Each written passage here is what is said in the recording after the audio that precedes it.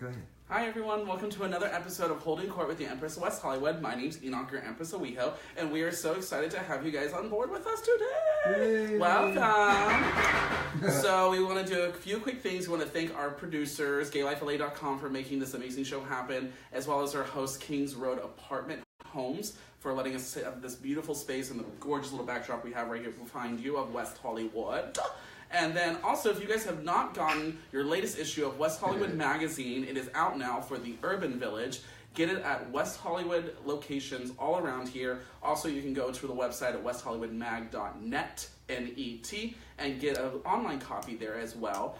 And then we're going to have a release party next week on January 24th at the Amazing Kitchen 24 from 7 to 9 p.m. And you can come check us out there and say hi, see our advertisers, the people that made this shit happen, and the reason we have this amazing thing for you today. So, without further ado, my amazing guest for today, Sir Jet! Yay!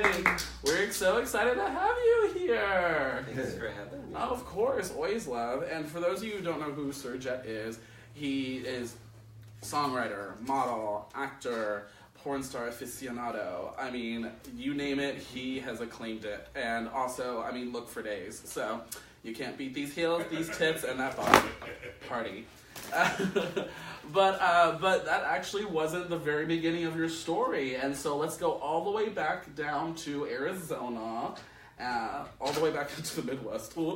And just kind of go a little bit about what your upbringing was like and kind of living in Midwest compared to living here in Southern California. And then we'll go to where you live now, which is Scottsdale. So let's do, what was Arizona like growing up there for you? Hot. True. I can totally believe that. Where at in Arizona were you? Still Scottsdale. Still Scottsdale? Okay. Yeah, Central Scottsdale. Got it. Gosh, my home was, there's not a lot of diversity where I lived. Well, and you grew up in a fairly, not conservative, but conservative home, for lack of a better definition. Yeah, it's a very Republican state. Yeah.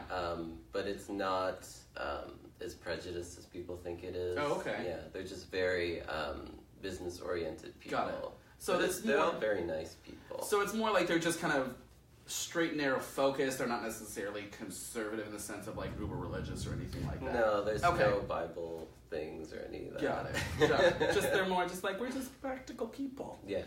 And so actually growing up, we're a very shy and introverted young boy, and dealing with the whole aspect of your gender identity, and for especially just even recently, as of like a few years ago, it's really become acceptable to not necessarily claim an identity on your gender and really explore who you are as an individual. Give us your background on growing up with that confusion and kind of what that did to you as a young man. I was just thinking about this the other day. I have a very early memory. I was maybe like 4 years old, and my mom like screaming at me saying, "Do you want to put ribbons in your hair and wear a dress and go to school?" And I was probably in tears, and I said no. And it was the 80s. I'm 35, so you don't look it. You're younger than I do. Oh, fucker. You. But it was a time in a neighborhood where you had to follow the rules. And that's you're 100% right. It's that whole boys are boys, girls are girls, and there's nothing in between. And so, were you inside like saying, "Yes, I wish I was a girl," or were you just kind of exploring the aspect of the feminine side of who you were as an individual? When I was younger, I definitely wished I was a girl. Okay. Because I wanted all the things that girls had. Gotcha. I wanted pretty dresses and jewelry and dolls and whatnot. So that was at the time my definition of a girl. Okay. When I was a teenager, I was in therapy, and they told me I had gender dysmorphia. Okay. And in layman's terms, we don't say dysmorphia anymore. We don't say gender anxiety disorder. But It's basically, I know I'm a boy, but I think I'm a girl. So in my head, when somebody comes up to me and calls me sir or bro or something, it like knocks the wind out of me, because I don't think I'm a boy. I know I'm a boy, but I don't think of myself as a boy. And so, is there any difference, or is there a lot of similarity between that and anticipating the aspect of maybe being transgender? Is like, do you think that couples with it, or is that a completely separate aspect of being of actually taking the initiative to become trans? I think it's definitely a part of it. Okay. Yeah, I don't, because I'm not actually trans. I've come to an understanding that I'm a boy, and I'm happy to be a boy. Okay. But I think that's definitely a part of something that trans people face. Is Okay. that, I want these things that the other gender has. Am I allowed to have them? Right. And well, that's also that, like you just said, that whole aspect of being outside a boy, but inside you're like, no, I feel like I'm a girl. I feel like I'm not who I actually appear to be on the outside. So that's really interesting. And so it actually caused you extreme anxiety. You kind of developed this agoraphobia of being very like closed off from everyone else, kind of shying away, not even really speaking at all either. What really helped you kind of break free from that fear and that anxiety to actually start expressing who you are and your individuality? I have this little voice in my head. And the voice, it speaks up every couple of years. It just says something very simple, like a one sentence kind of thing. And when I was 18, the voice said, you should sing. Okay. You should learn how to sing. And it was through learning how to sing and how to actually use my voice again that I learned how to talk.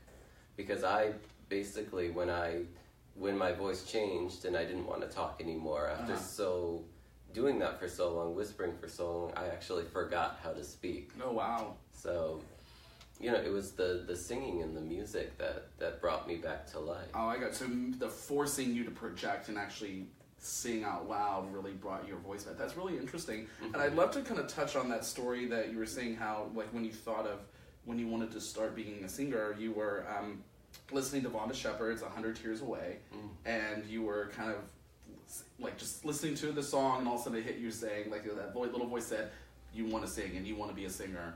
And what was, where did you had that initial idea and impulse to go do that? Where did you go from there? Who did you reach out to kind of really get that started? First I did nothing. It just sat there for a while. Me.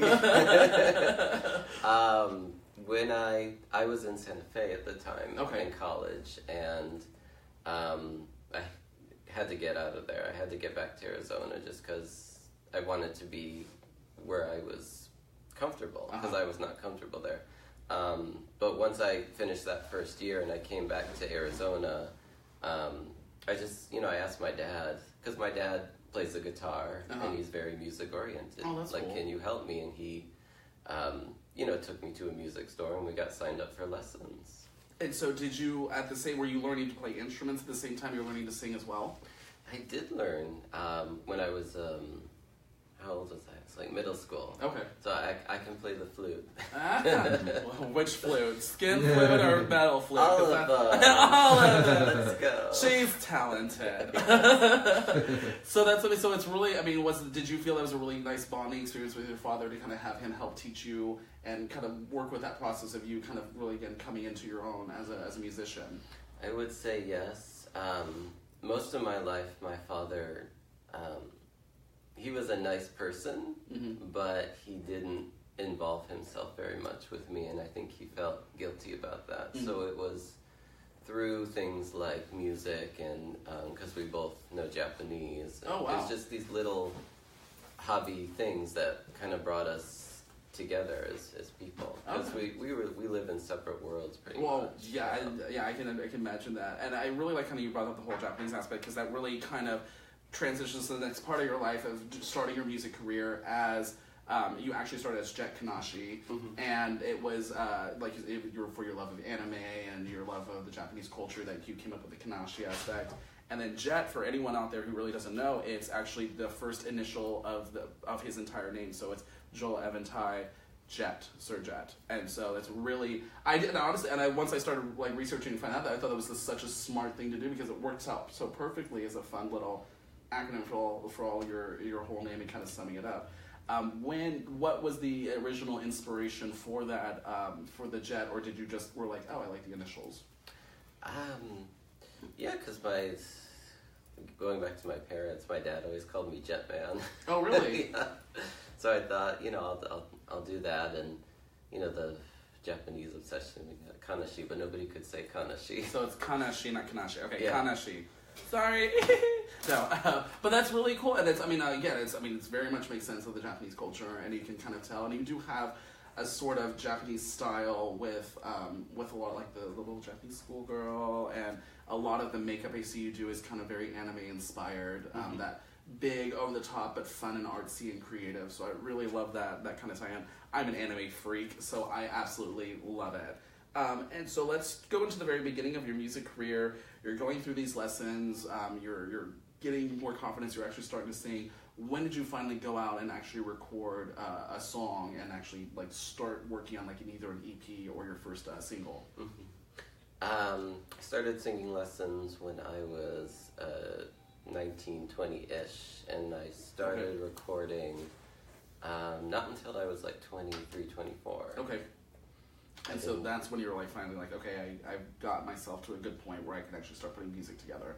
What was that initial experience for you? Because I know all musicians have their own kind of creative process. What was yours in getting a single together?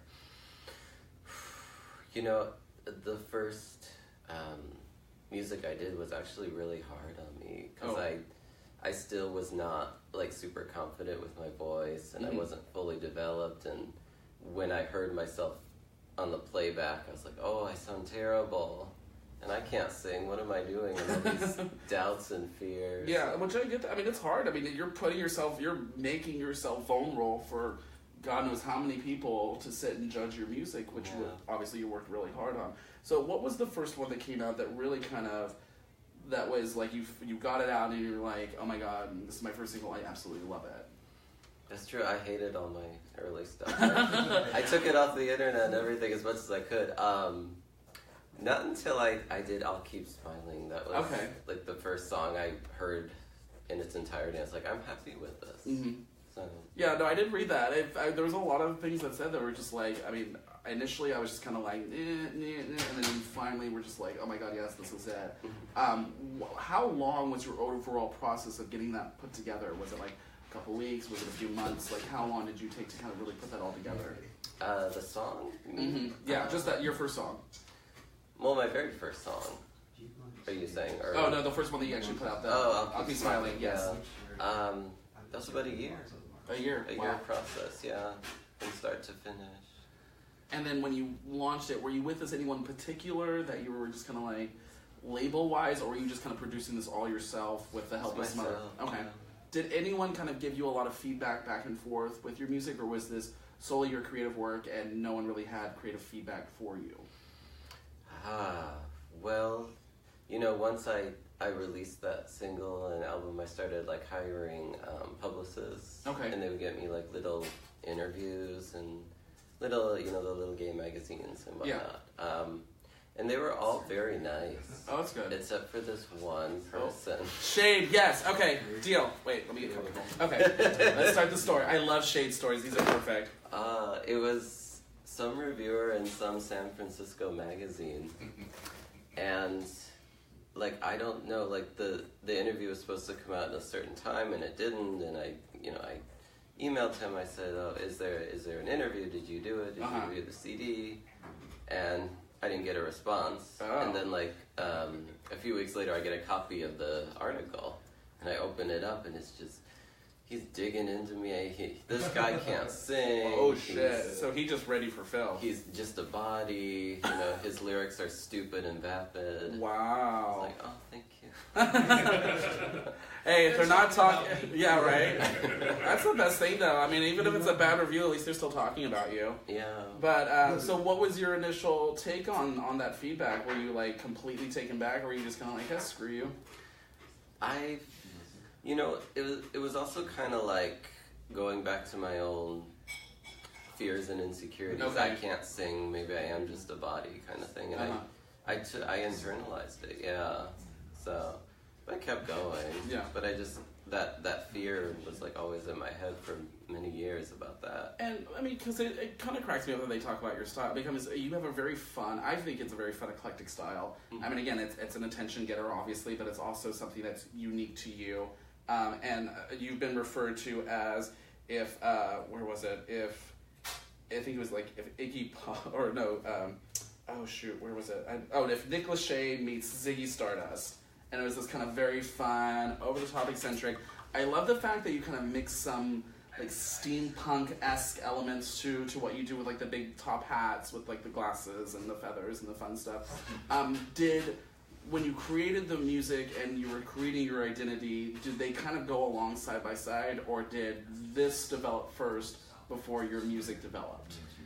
It was definitely the music first. Okay, so it was music first. Yeah, okay. my original image was like very Steve Grand. Okay. It was just like, Steve Grand. Oh yeah. God. For those of you who don't know Steve Grand, he's actually Steve Grand. Yeah, I feel like a lot of people don't realize that. But I mean, he's a good singer, but he's very reserved. He's not like over the top, and he's very just conservative. So, and so when did you know, hey, I wanted to just kind of go big, go bold, and go home, like throw it out there?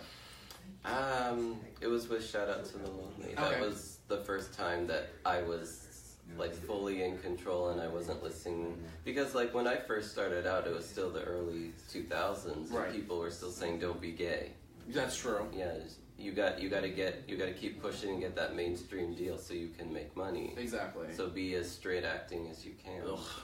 So yeah, it's so disgusting that again they stifle your creativity by stifling who you are as an individual. And so you had right kind of in the beginning, you started out with like you said, I'll Keep Smiling. Then you had Storm, Feeling Dirty, and then like you said, Shout Out to the Lonely. Kind of wrapped up those four. What was the overall message you're wanting to do with those singles to kind of really put out there to your fans and to the audience? Well, let's start with the first one. What was the message you were doing with I'll Keep Smiling? Sign me. Sign me? I'm really good, sign me. That was basically the message in all those until Shout Out to the Lonely. Okay. I was just doing my research and listening to everybody's advice and trying really hard to get a record deal. Okay. Yeah. Well, we're gonna take a really quick like peek into Shout Out to the Lonely because it's one of the ones I really like. And so we're going to play a really quick clip from Shout Out to the Lonely. That way people can kind of get an idea of the sound and kind of what it looks like. But yeah, we're waiting on our IT person. He's taking his sweet-ass time. Love you! But it's a really great song that really kind of has a nice empowering feel. And it's really kind of nice and fun and poppy, but in a good way. Not like you're like, oh, this is like mainstream, like boring mainstream. No, this is fun, unique, and interesting. And that's why we love this stuff. So we're going to pull that up here in just a second for Shout Out to the Lonely by our amazing Sir Jet, which was Amaze Balls. So, Bradley, am I doing... Oh, there it is. Here's the Shout Out to the Lonely, Sir Jet. This is like the nice little entry where you're waiting and it's like angst. So, and then you get hit with the beat.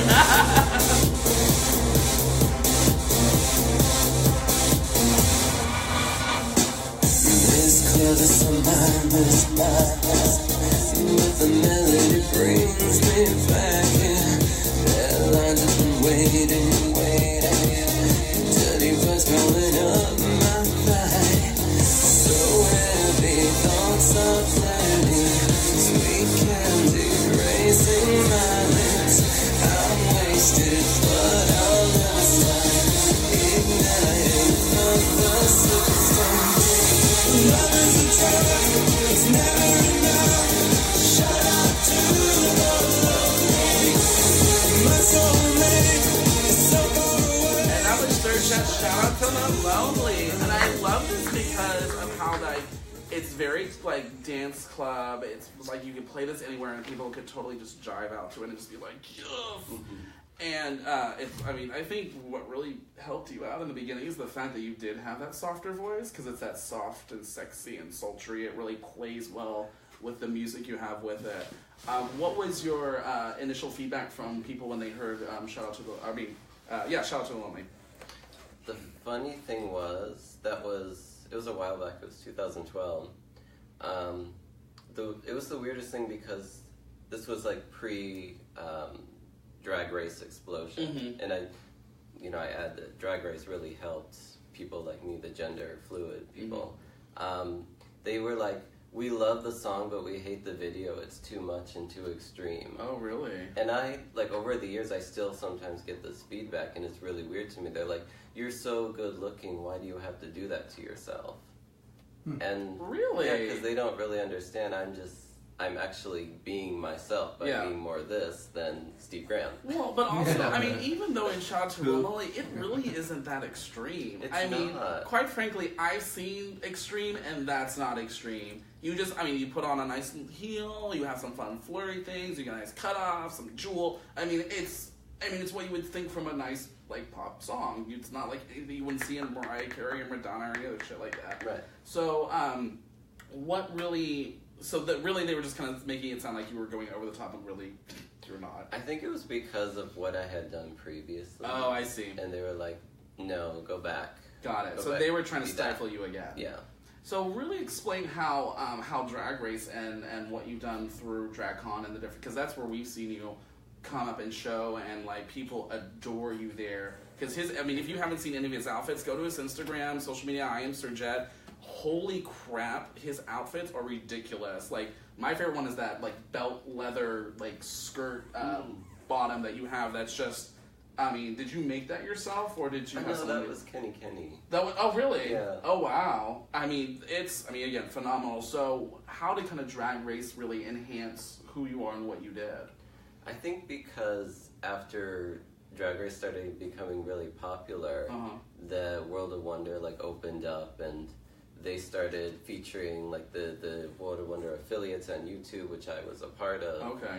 And they've really like included things like it's not just drag queens now. It's like there's porn stars in Adore's video and stuff like that, and it's just the whole inclusive of the gay community. Yeah. And I think that really helps. And you're 100% right. It's really where we're starting to not just be our own individual sections. We're really starting to mix, mash, and just recently, a lot of people for was it Next Door, but it was one of them that did the Marvel superheroes porn, where they had Manila in it as a guest, and Davey Wavy, who weren't involved in the actual intrigue. I'll say it that way. But they were part of the film, and it was a huge thing to have someone that were actors, but not actual porn actors. So that was really amazing. So I really agree that they're bringing more of this inclusivity into all these different aspects of our gay culture.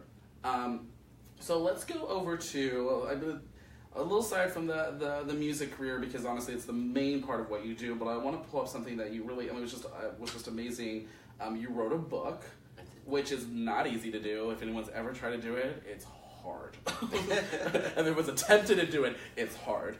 And the fact that you got it out there and published it, it's on Amazon if anyone wants to go ahead, so go look. It's called I'm Enough, How to Live Life Like a Porn Star and Find Your True Self in the Process. Pop star. Yeah, porn star. Well, I'm an idiot. So it's a pop star. How to live life like a freaking boss. That's what it is. But it's really just embodies of all the qualities that you love, of the aspect of looking your best, living with total confidence in everything you do, being loved to all, and then it's just a really self-empowering book of be you, whatever that looks like, however that exists. What was the initial inspiration for you writing it? Initial was when I was late teens, I started medication for the depression and the gender anxiety. And around maybe like 26, 27, I decided I don't want to take pills anymore because they numb you out. Yeah. And I had never really experienced things like joy and happiness in my life. Because you were just medicated all the time. So I took the risk and I stopped taking them, and then I just took one day at a time and studied different things, studied different philosophies and stuff like that. And I was like, I should, collectively put into a book everything I've learned about how to avoid depression naturally without the drugs. Got it. And that's what the book is about. That's really amazing. And it's the whole aspect is about physically, mentally, and spiritually being whole in the sense to kind of, I don't want to sum it up, but that's a nice kind of way to tie in really what it defines. And like you said, it's really just about expressing you and going like day to day and just taking it one day at a time. Was it kind of liberating putting all that information and experiences that you had into a book and being able to see kind of your accomplishments in a sense all in one kind of location that you're like, oh my god, I did do all that, and wow, look how far I've come? Definitely. When I first wrote it, I was just like, oh, this is great, okay. From time to time, I do go back and I reread it and I go, wow, I wrote that? Yeah. I'm really smart. I'm a genius, yeah. But it's inspiring. And then I laughed because what I was saying earlier, like I was reading some of the reviews, he's like, people read this. They do, they love it. And I can see so many people finding inspiration like this. And also for people that are still struggling with the identity aspect of knowing, who am I, what am I supposed to be, how does society, and it's really just kind of moving all the bullshit and really discovering you. And you technically identify as gender nonconforming or gender non-binary? I just say gender nonconforming. Gender nonconforming, yeah. Okay. And what is that? Because I know because really we hate labels, but honestly it's the best way to say what it is. For you, what does that mean for who you are and what you are as an individual for being gender nonconforming? It means I understand what gender rules are, but I don't want to follow them. Mm-hmm. And so you just do what you want, whatever it is, and it's just you are you, basically. Yeah. And I'm loving that this whole, and I hate the word trend, but it's the best way to say it, this whole trend of youth, LGBT youth, really embracing the aspect that gender is not necessarily man or woman, it is whatever you can make it to be, and it changes daily, it changes hourly, it changes all the time, and it's based on who you are. And so it's really inspiring to see that kind of story, and really also you're just kind of, now you can be like, fuck it, I am me, love me, leave me, party.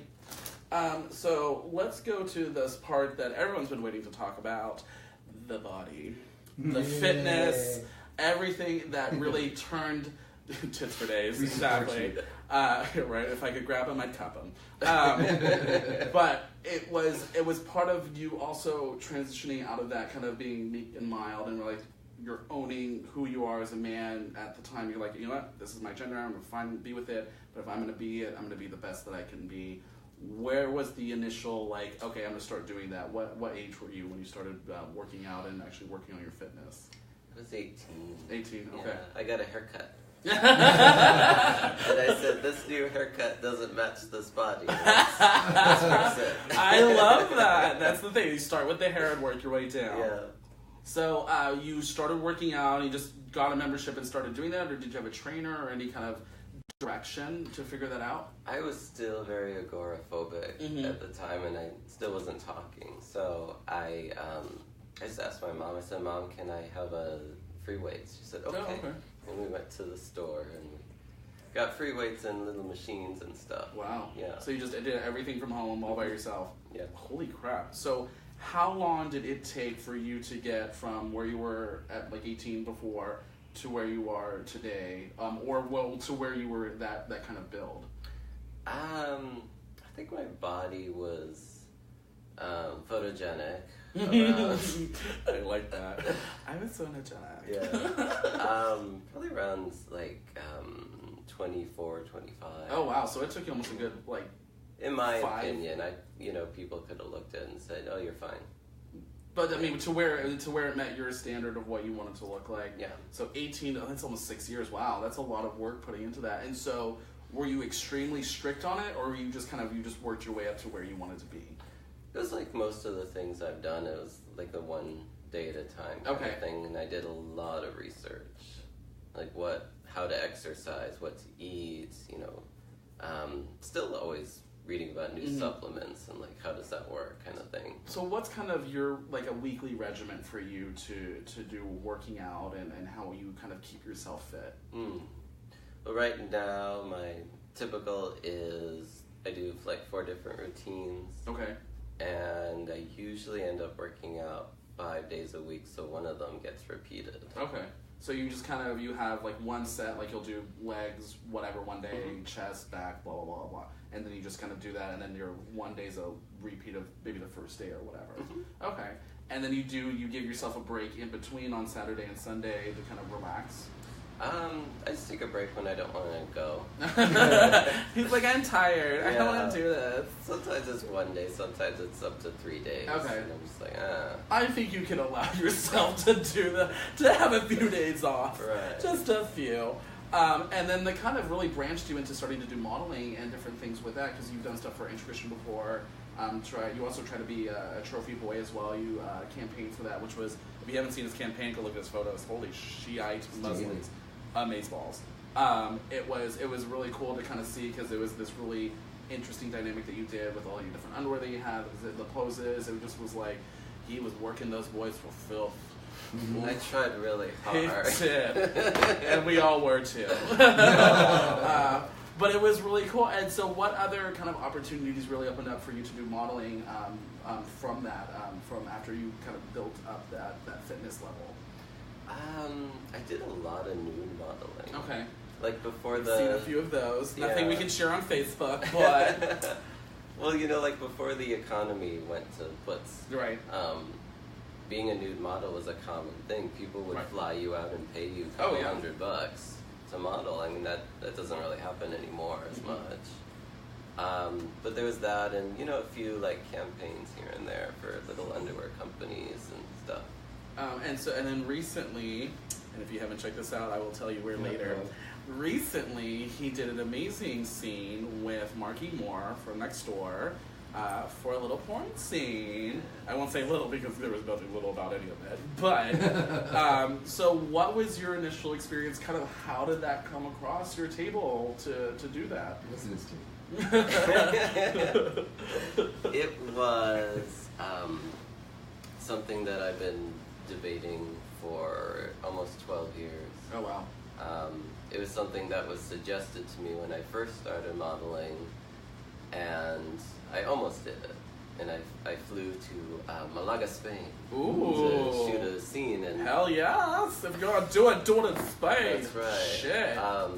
5 minutes to camera, I just said, I can't. Right. And the idea kind of faded away as I became more of a singer and did my thing. And then it was like about a year ago, that little voice popped in again. Do it! Yeah, that's basically it. It said, you gotta do it, girl. Come on. It's time. I love it. And I didn't do it right away. I argued with it. And I kind of looked around at everything, and I said, you know what, I'm 35, and I've tried a lot of things, and I just want to give it a shot. Okay. See if I'm accepted or rejected. I got it, because I really like to push that envelope. Oh, you push something in that envelope. That's what I am sure. Boop. There was no boop about it. Did you approach next door, or did they approach you? I had an agent. An agent. So he she or she? He helped direct that avenue to kind of get you in there. Yeah, he did all the mail outs and whatnot. Got it. Yeah. And so you're there on set with Marky.